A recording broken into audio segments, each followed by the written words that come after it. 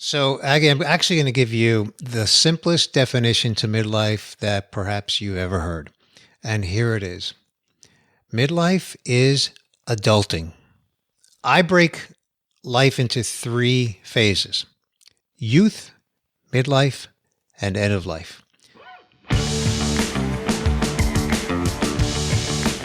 You are listening to Personal Development Mastery Podcast, helping you take the simple actions to master personal development and create the life you yearn for.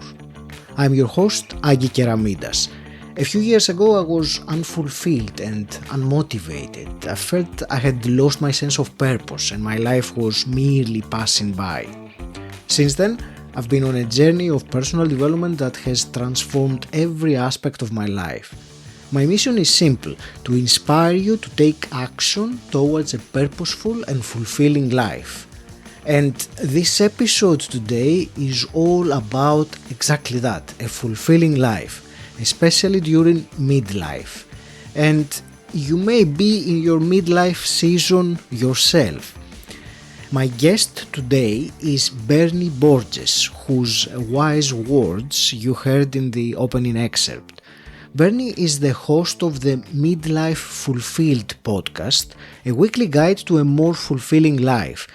In each of his episodes, Bernie issues a challenge to his listeners, inviting them to take action towards greater fulfillment in their own lives.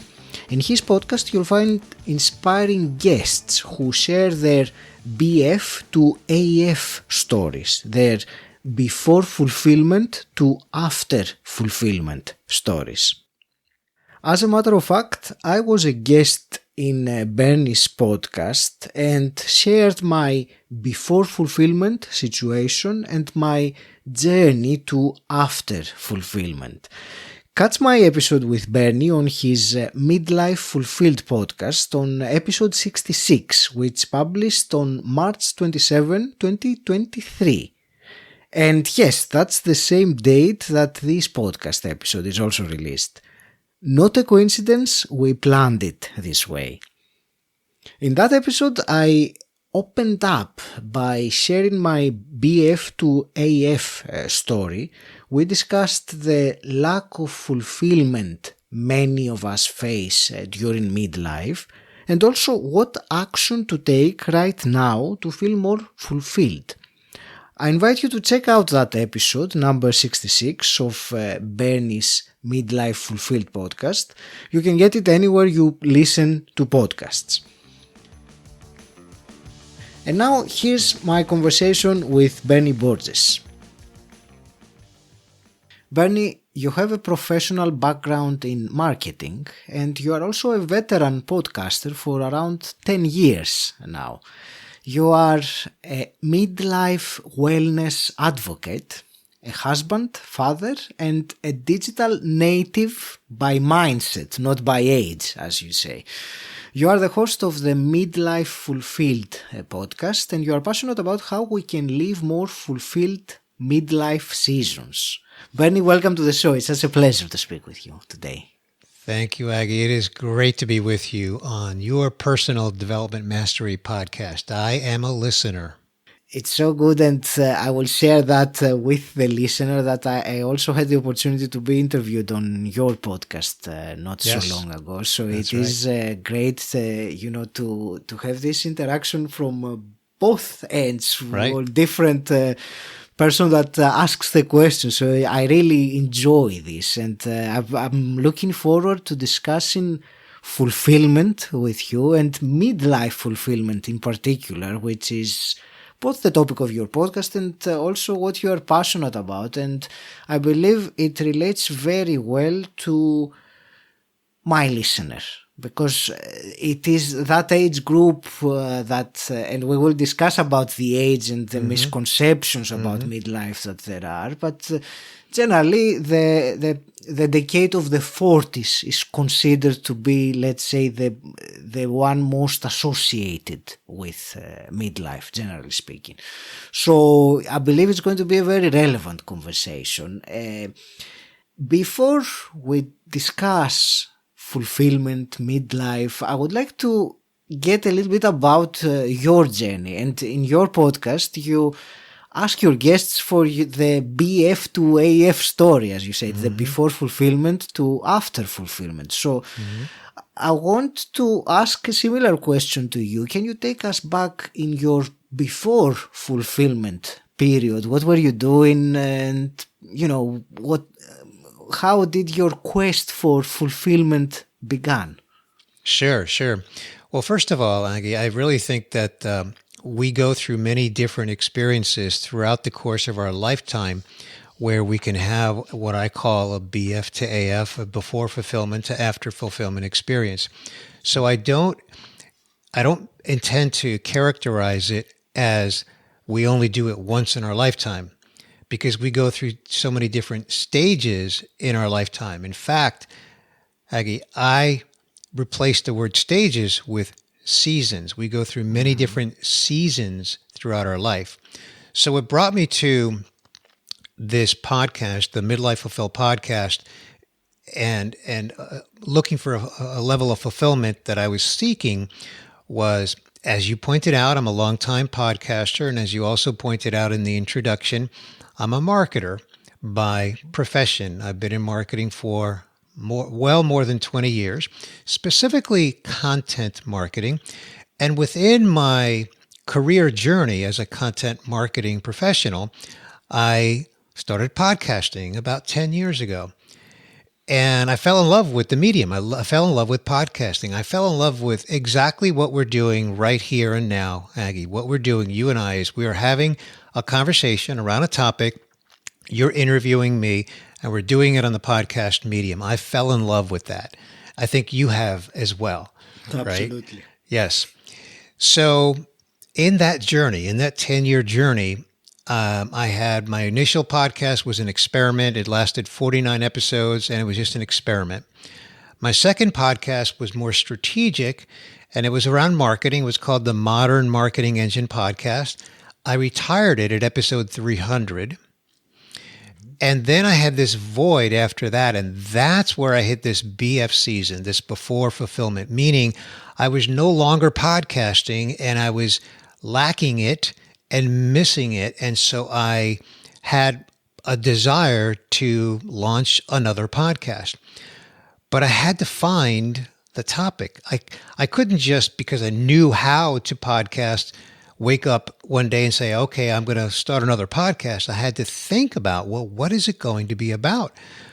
I knew enough, as you know, as a podcaster, that once you launch a podcast, it's got to have a theme or a topic, and you really have to be committed to it if you're serious about it, and you are, and I am. So I put a lot of thought into, well, what is my new podcast going to be about, which was a little over a year ago at this time. And so because of where I am in life, I said, okay, I think I want to talk about midlife, because I did some research and discovered that there's a lot of misperceptions and misunderstandings around midlife. But then I said, well, what about midlife do I want to talk about?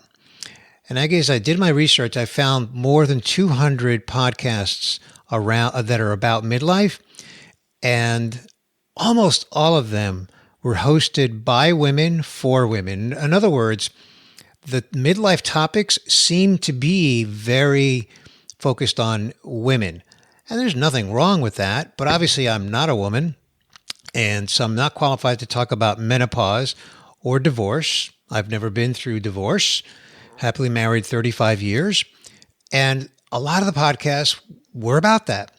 So I stumbled across, in my research, I just kept researching, I stumbled across the happiness U-curve.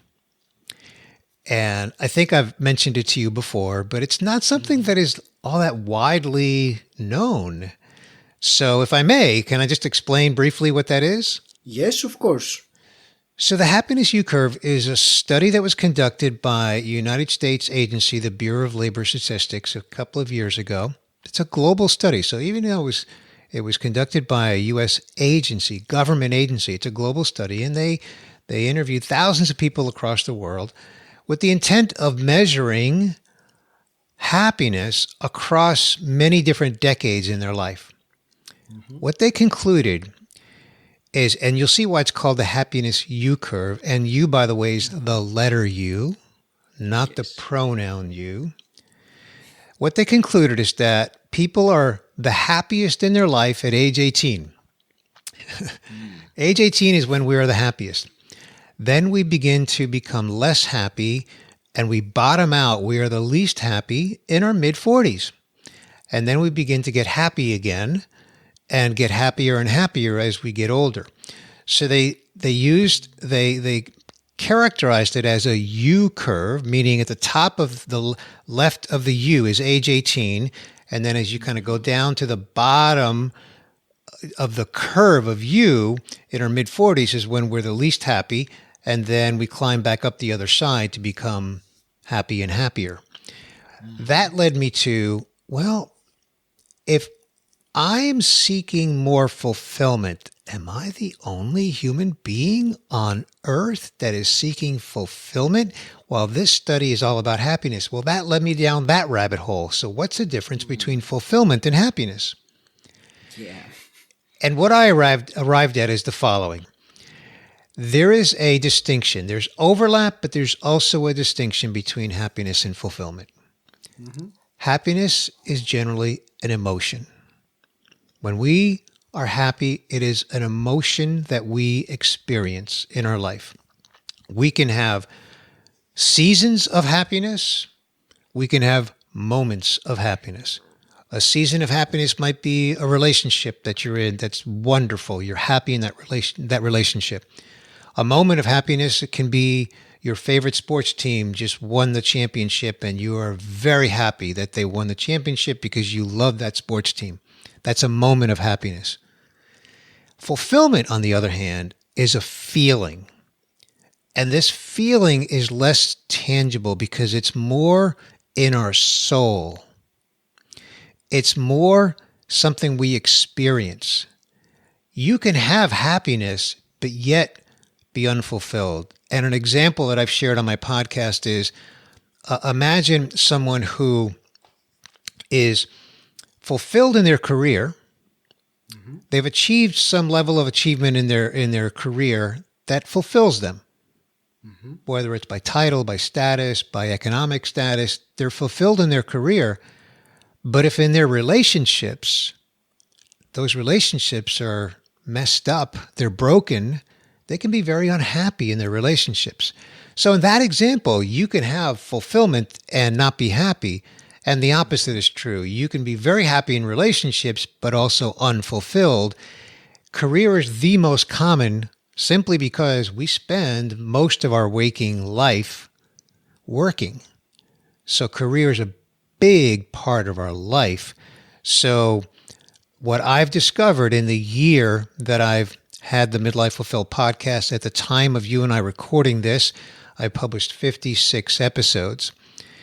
And what I've discovered is that career is the area of life that people lack the most fulfillment. And in a study that I did, not quite as extensive as the Bureau of Labor Statistics, but nonetheless, I did a survey, and I found that 78% of the people who took that survey admitted that they lacked fulfillment. They were not totally fulfilled. Surprisingly, Aggie, 19% of them said that they were totally fulfilled. And I would even challenge that respectfully, because I have come to believe that fulfillment is equivalent with self-actualization. And if you know anything about self-actualization as it's explained in Maslow's hierarchy of needs, it is the top of that pyramid, and very few of us achieve self-actualization. So while we can have levels of fulfillment in our life, I think it's really difficult for most of us to achieve complete fulfillment. So that is why at the end of every episode of my podcast, at the end of every single episode, I close it out with the following. I close it out by saying, if you're 80% fulfilled, you're doing great. I would say if you're 51% fulfilled, you're still doing very well. And I wanted to ask you before I will discuss more about fulfillment, but you gave an example of someone who is fulfilled but not happy. Can you give me an example of the opposite? Someone that is happy but not fulfilled. What would that be? So that we can discuss more about the subtle differences Yeah. between those two. Yeah. So someone that's happy but not fulfilled could be, and this is going to be like the biggest areas of our lives that we all deal with, our relationships. So you can be, say, happily married. You can, which is a relationship, right? You can have children, and your relationship with your children is wonderful, right? That obviously that's not always the case. Not everyone's happily married. Not everyone has great relationships with their children. But in this example, what I'm saying is that would be an example of happiness. Great relationship with a spouse, great relationship with your children, but you're really frustrated in your career. You're unfulfilled in your career. A really common example, I've seen a lot of this, Aggie, is people who are 20, 30 years into their career, they followed the career path that was sort of laid out for them in their childhood. And they followed that career path, and they wake up one day, 20 or 30 years into it, and they say, I've done exactly what I was expected to do, but I am not fulfilled. This is not what I want to be doing. Now, that may sound familiar to you, Aggie, but that is very common. That is absolutely very common. And that could be an example of someone who's happy in their relationships, if they are, but unfulfilled in their career for whatever reason it may be.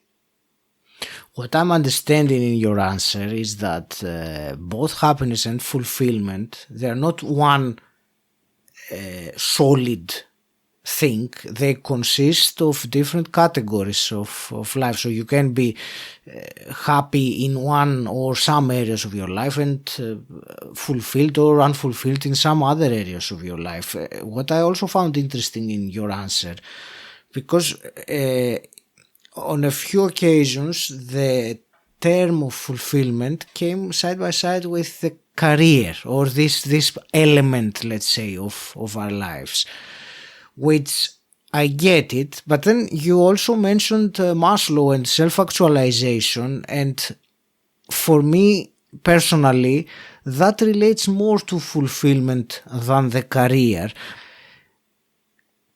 Do you think career, based on what you have researched about fulfillment, do you think that the career element of our life is maybe the most important one on the path to fulfillment?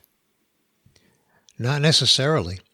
I think what it comes down to for each of us is to know what our values are. If we know what our values are, then we can then ask ourselves and answer that question. Then what is the most important to me in terms of where I can find fulfillment? So our value system often changes as we go through these different seasons in our life. Our values in our 20s can be very different than our values in our 30s and 40s and 50s. And I don't mean ethical and moral values, because hopefully those don't change too much. But, things like I value my career in my 20s, but then in my 40s, if I've got children, then my values might be more around spending time with my kids, that sort of thing. So it always stems from knowing what our values are currently in our current season of life. And then once we understand that, at that point we have more self-awareness. If you're not self-aware of your current values, by asking yourself, what are my values now and how do they differ from 5 years ago, 10 years ago, 20 years ago? Then we can then ask the question, then how fulfilled am I? And in what areas of my life am I fulfilled?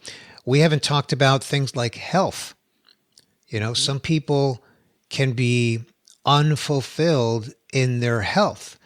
In some cases, because of things that they can't control, they may have some health conditions that are not within their control and they're dealing with them. In other cases, we have self-inflicted health issues and people know that they need to improve their health and they may be unfulfilled because they haven't been able to improve their health in ways that they know that they need to and they want to. And everyone's situation is unique. Everyone's circumstance is unique to them, of course. So I'm not here to pass any judgment or make any broad generalizations. But health is another big area of our life. I've been talking about career. You asked me about career. And while it's big, health is another big area of our life that we really care about, I think, for obvious reasons. So I don't know if I've answered your question, Aggie. Yes, you have. And what you said about the individual person's values, which for me I would define it so in what we deem important in our life. That is what we value, and that changes. And for some people, and maybe for many, it is the career through which they will find fulfillment, but for others it can be whatever it is in their own individual values at that point in time. So yes, you've answered your question very well.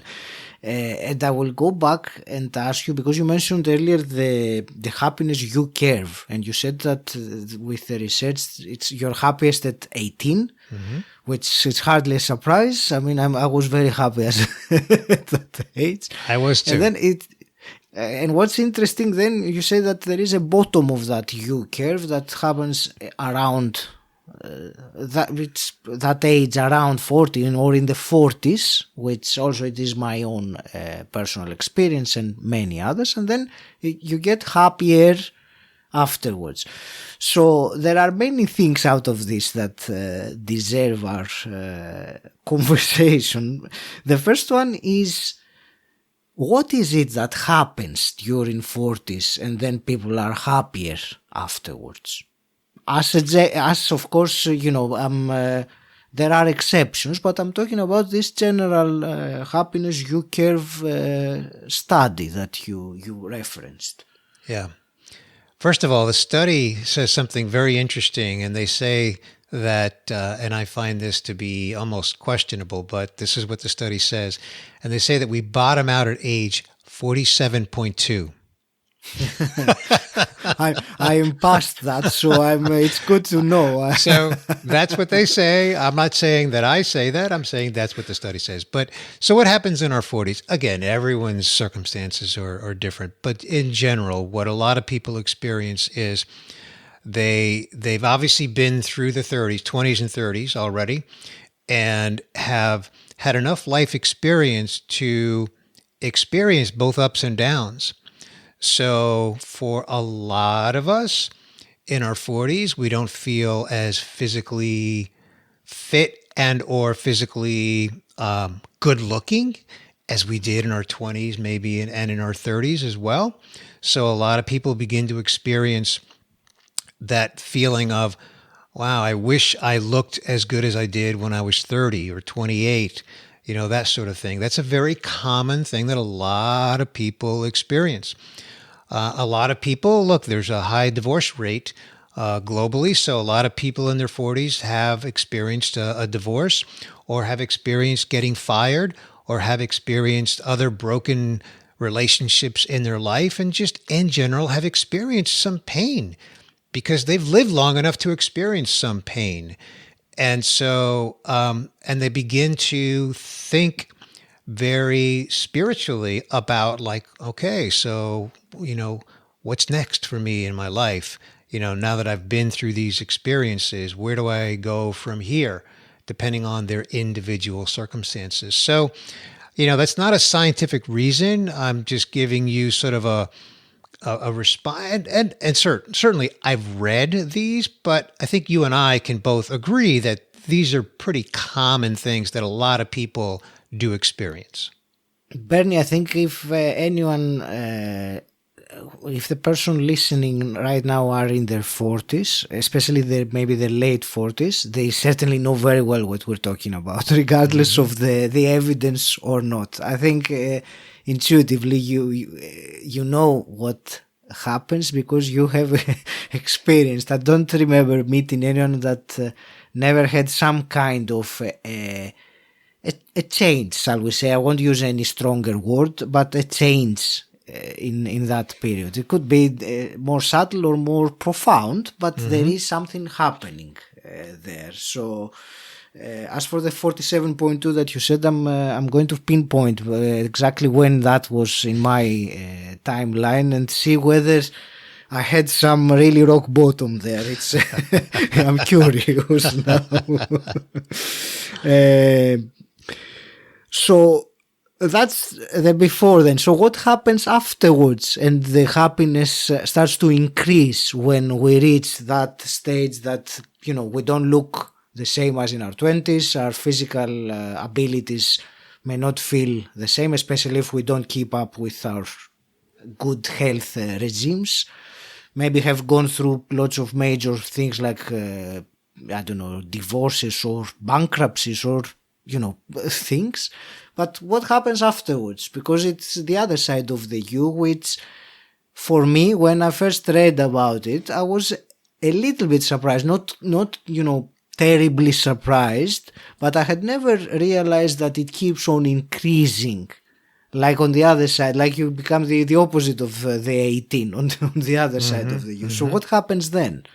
So let me give you a few examples from some guests that I've had on the podcast, and then I'll share some of my own as well, so that I'm being very transparent about myself as well, which I try to be. So 2 guests that come to mind from the podcast. One is a lady who I believe she's in her early 50s and very successful in her career. She's had her own business for a number of years, and she's very successful within her industry. She is a bit of a celebrity, and she's very well known, and let's just say she's a very successful businesswoman. Well, in her entire career, she said to herself, someday I'm going to get married and have a baby. But she just stayed focused on her career, and she never really, in her words, slowed down to allow that to happen. Yeah. And so in her 50s, she realized, she's probably past the biological stage of having a baby. She did get married, and she's, happily married and thrilled to be married, but just beyond the point of having a baby, at least biologically. And her sister has a baby, so she has a niece, and she is madly in love with her niece, and she's madly in love with her role as an aunt. And so for her fulfillment is just coming to terms with the fact that, and I'm going to quote her now, the fact that that's enough. That it's too late for her to be a mom, biologically anyway, but being an aunt to her niece is enough. She loves being an aunt to her niece, and she has total fulfillment from that role. Right? So that's one example. Another quick example is a gentleman who early in his career, he was a DJ, and his aspiration was to be a famous DJ, like really a famous DJ. And he actually achieved that a little bit. He worked full time in the U.S. and on one gig, he left his corporate job on a Friday morning, got on an airplane, flew to Germany. Friday night, he had a DJ gig in Germany. Saturday night, he had a DJ gig in Germany. And then he flew home on Sunday, and he was back to work on Monday. And he was doing that with regularity, where he was pretty fulfilled in his DJ life. But then as he got, again, a little bit older, he got married, and then they had their first child. And then he realized that the DJ life was really not congruent with being a family man. And so he decided that he had to let his DJ identity die. And I'm quoting him. Those are his words. He had to let that identity die and just be the full-time, in his case, marketing person. And then kind of similar to the first story where he was like, I'm okay with that. In fact, my old self, the one that I let die, helped me get to where I am right now.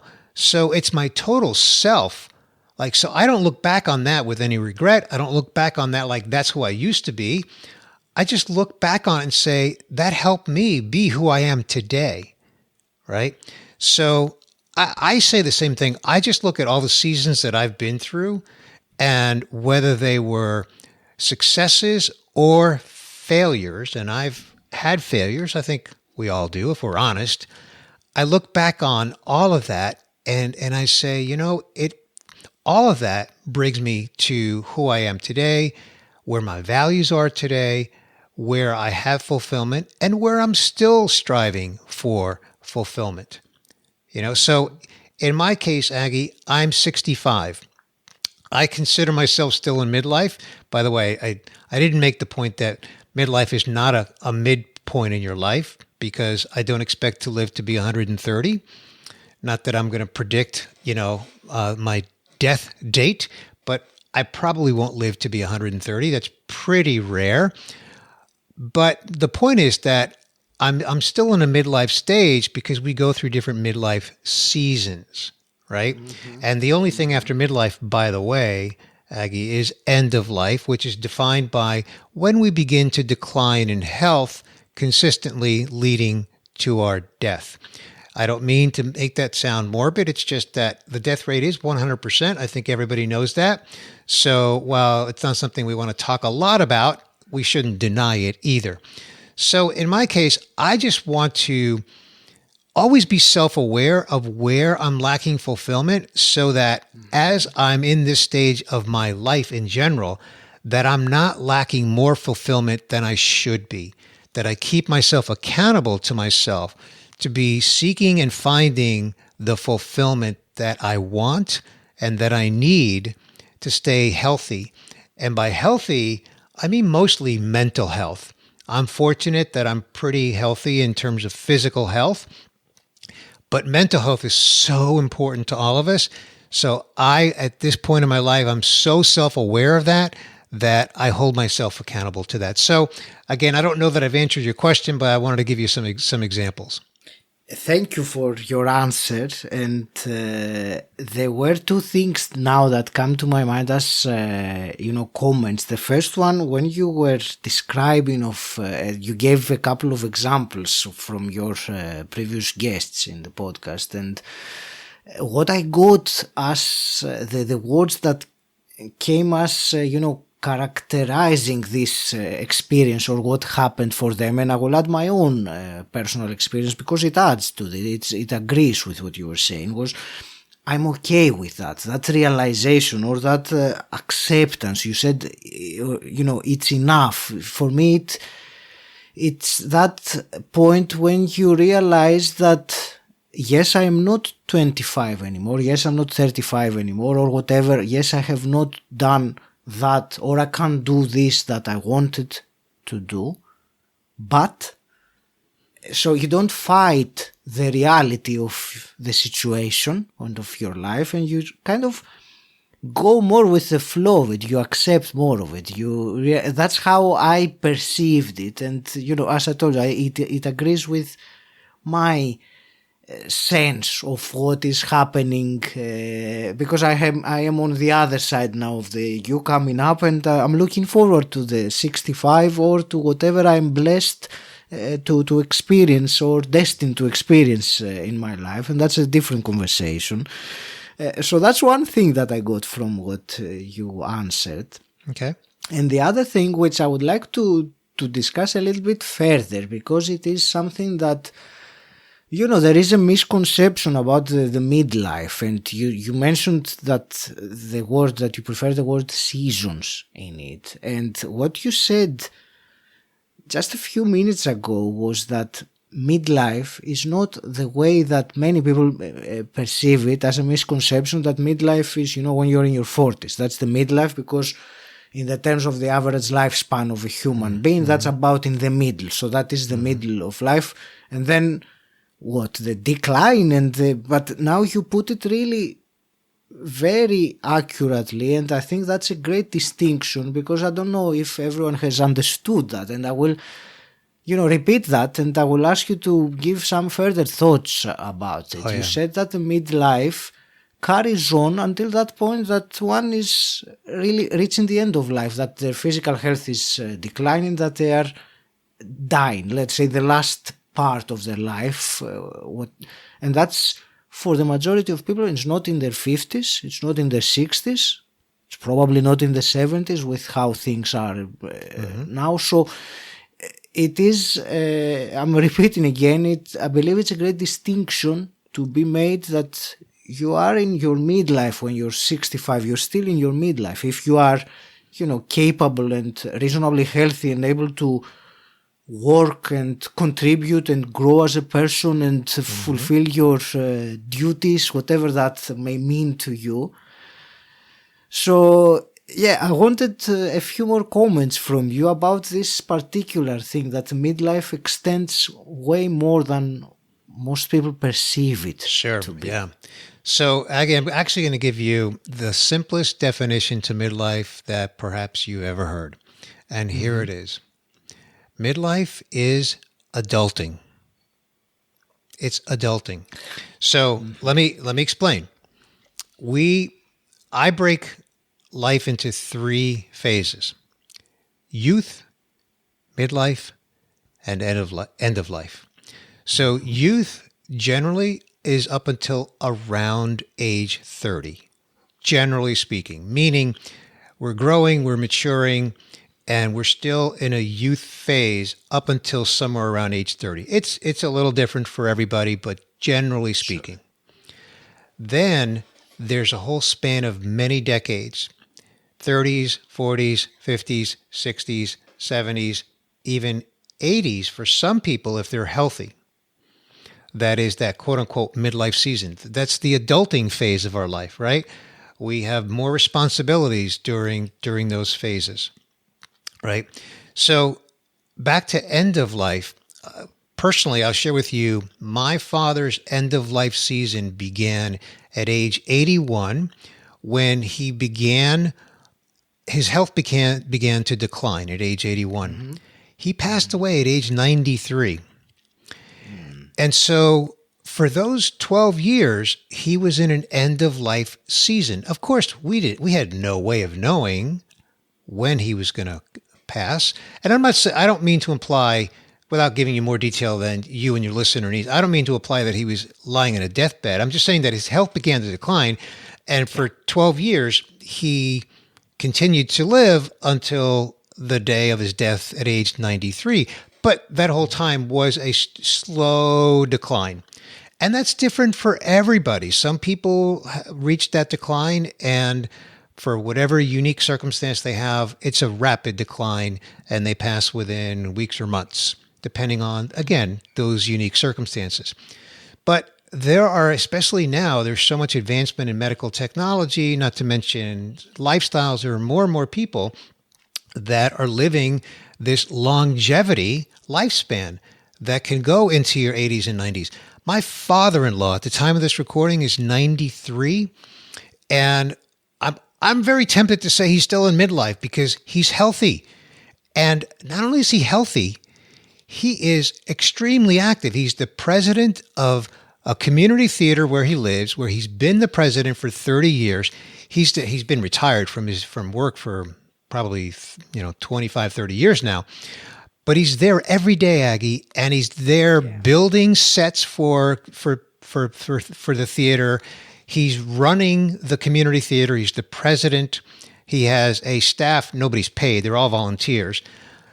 And so he cognitively, he's 100%. He's 93. So until he has some kind of a decline in his health, he's not at end of life. Now, look, he could not wake up from one night's sleep because nobody knows that, right? That's a God thing, right?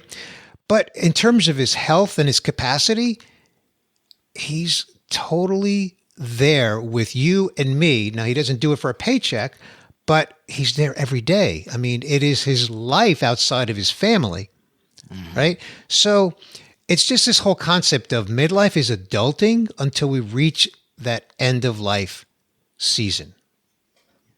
That's great. Thank you very much for this answer. And I want to ask one last question to conclude with all this topic. Based on what we discussed today, so what would you say to the listener that has listened to us right now and realizes that, you know what, I would like to go on being more fulfilled in my life. I realize what these guys are talking about. I kind of knew it, but now I know it even more. Can you give us something actionable, something to implement to, increase or start moving towards a direction of more fulfillment in one's life? Sure. So there's two things that I would suggest. One is, and I don't mean to make this sound self-serving, but, give a listen to my podcast, the Midlife Fulfilled podcast, because you hear so many stories of people, yourself included, Aggie, where each of those stories is really intended to help you do some self-reflection.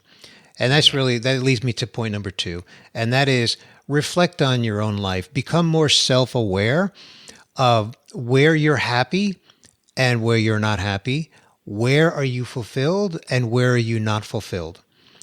And as I said earlier, I make the statement at the end of every episode of my podcast, if you're 80% fulfilled, you're doing great. That alone is liberating for a lot of people, because a lot of people are beating themselves up, striving to be 100% fulfilled. And it's just really close to impossible. So if you start with that realization, that might lift some of the weight off your shoulders, just that alone. But then just make that distinction between happiness and fulfillment.